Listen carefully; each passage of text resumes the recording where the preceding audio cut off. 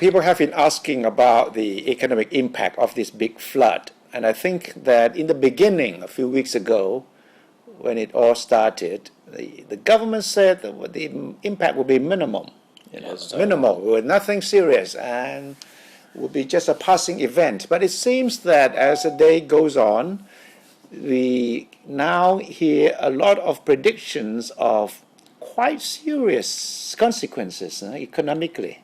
Yes, the worst case scenario that we were looking at a few weeks ago, it was only just tens of billions of baht at that time. But now even 100 billion baht seems to be a minimum estimation at the moment. Actually, a lot of people today, the Industrial Council of Ayutthaya has come up with a shocking estimation, saying that hundreds of billions of baht damage could just in the province could be happening in Ayutthaya alone. So everything is still is still going on at the moment. Yeah, we cannot. We haven't seen the last water flow yet. Not yet. But the governments will have to re-evaluate the whole situation. It has said that 10% of each ministry's budget will be allocated for relief of aid victims. Yes, and it was discussed yesterday that 10% of each ministry should be enough to provide relief for the economy and for the people affected. But today, Kun Kitiratna Latong, who's very emotional and tearful after seeing what happened at the high-tech industrial park. He was actually crying, right? He was actually crying, and he said that 10% of each ministry might not be enough. Oh. He said he maybe he want to even double that figure. That's going to be a serious piece of action from the government. And your idea about the re-evaluating the government policy.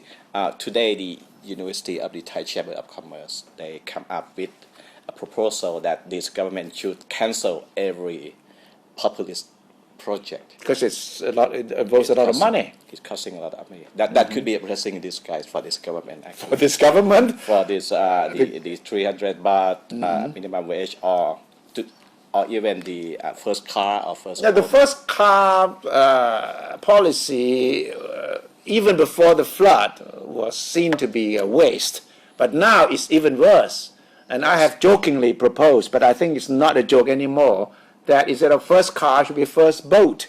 Because people need boats in this situation. And from now on, every house, even during the dry season, would have a boat ready for possible flooding.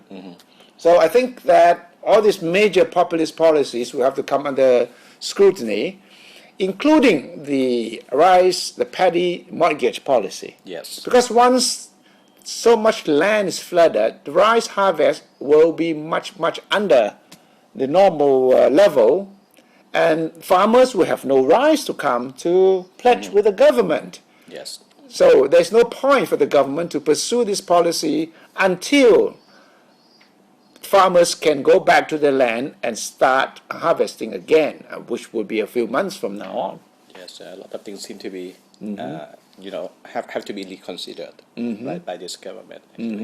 Because we, like you say, we have not seen the end of it yet. Nobody knows where the bottom is. No, for the Bangkokians, it's just the beginning. Not even the beginning yet. They're waiting for the beginning of the big deluge. And we have just only begun to see the domino effect of what happened to the Rojana the industrial park, and today what happened to the high-tech industrial park. People, a lot of companies, a lot of Japanese companies have to at least suspend their operations because of the shortage of parts. And what happens after this, after the flood is over, is that a lot of companies, Japanese, Europeans, may have to reconsider their investment in Thailand because they have suffered from this flood. All these industrial zones that have been affected, they would need at least to have more of a contingency plan from now on.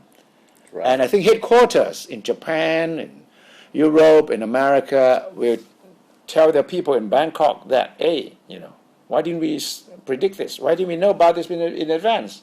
Nobody knew about it. Well, nobody knew, but you are sitting in the headquarters. Right. You would demand explanations, and they said, "Wow, let's reassess the whole thing, and perhaps we should spread out our risk and not only put all these eggs in one basket." So that could be another major headache. The Thai government will have to rush to reassure all the foreign investors that there will be sufficient anti-flood measures from now on, especially soon after this is all over, which we hope will be soon.